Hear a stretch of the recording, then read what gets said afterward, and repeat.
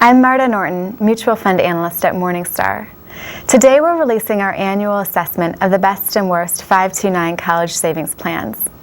Some of you might be familiar with these plans, but to many it's still a relatively unknown area of the market. So in this video, we'll discuss the basics of the plan, what to look for, what to look out for. For starters, a 529 college savings plan is a program generally offered by the state that allows you to invest in mutual funds for secondary education. There are a number of pros. First are the tax breaks. Your investment earnings grow free of federal taxes. The states typically offer tax incentives as well. Earnings grow free of state taxes.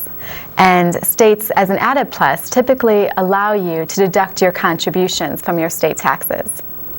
Investors aren't limited to their own state plan, but remember, if you're heading out of state, you may be giving up the state tax savings. The plans are also very simple. They include an age-based track, which has an asset allocation and monitors it for you. It starts out primarily in equity mutual funds and moves heavily into fixed income mutual funds by the time the beneficiary approaches college age. The plans also usually offer some customization. There are fixed allocation portfolios with a static mix of mutual funds that you can use to adjust your asset allocation, or in some cases, some standalone funds that you can use as well. Finally, these plans are very accessible. You can get them directly from the state, or you can go the broker route. So those are the upsides. The drawbacks include layers of fees. At 529s, you're typically paying for the underlying funds. Then you're paying a program management fee, sometimes a state admin fee. And since most investors are going the broker route, you're paying sales charges on top of everything else. It can all add up.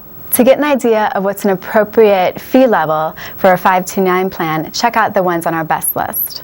Also, pay attention to the quality of the underlying funds. In the mutual fund world, there's a broad range of quality, and the 529 plans aren't always tapping the best of breed.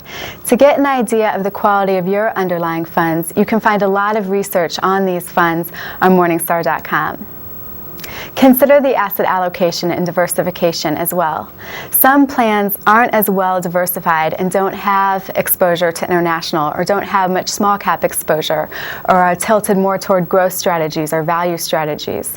What you want to see is a plan with a sensible split between growth and value strategies, with a sensible split between equity and fixed income, with some international, with some small cap exposure.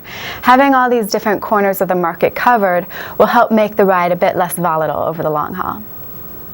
Finally, consider your state tax situation. Different states are more generous than others, so you want to make sure you know what your state is offering you. This will likely play a big role in your final decision. So those are the pluses and minuses of 529 college savings plans. To find information on your plan, go to the Morningstar Fund homepage and click on the 529 Plan Finder. This will take you to data and analysis on the 529 college savings plans. Lastly, 529 college savings plans aren't appropriate for everyone.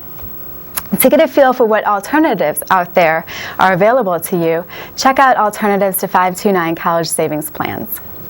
I'm Marta Norton. Thanks for your time.